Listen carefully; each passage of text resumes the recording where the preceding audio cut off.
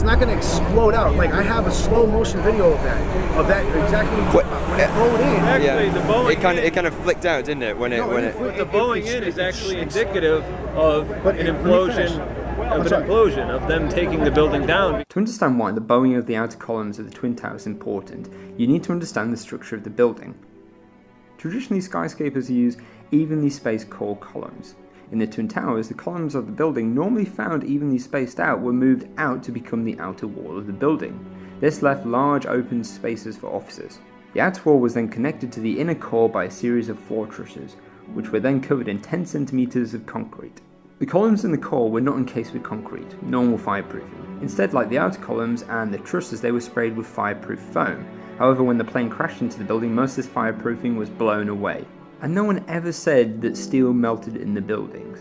Steel, depending on the alloy, melts at around 1,500 degrees Celsius, but loses 50% of its strength at around 590 degrees Celsius. The fires in the Twin Towers are predicted to be around 982 degrees Celsius.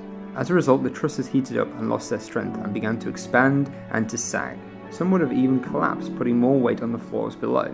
As they sagged, they pulled the outer wall in, and this is where you can see this bowing from, as much as 125 centimeters in places.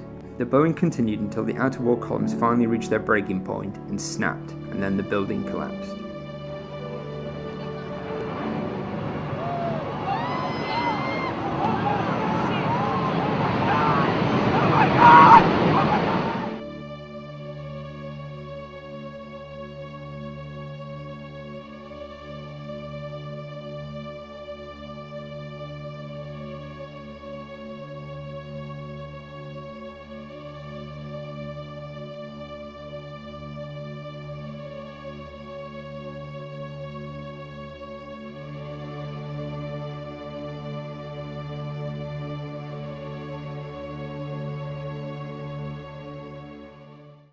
He told us the operatives had been instructed to ensure that the explosives went off at a point that was high enough to prevent people trapped above from escaping.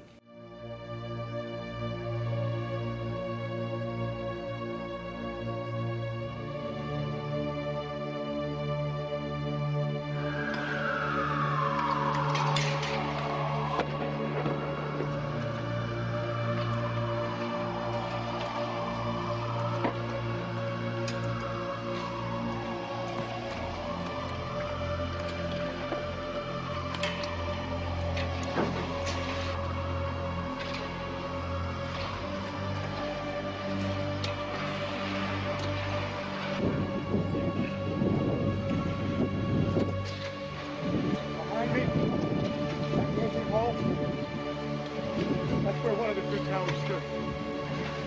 It's not dead.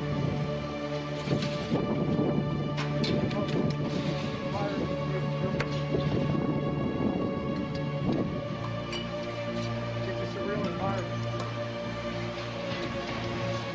It's almost impossible to describe.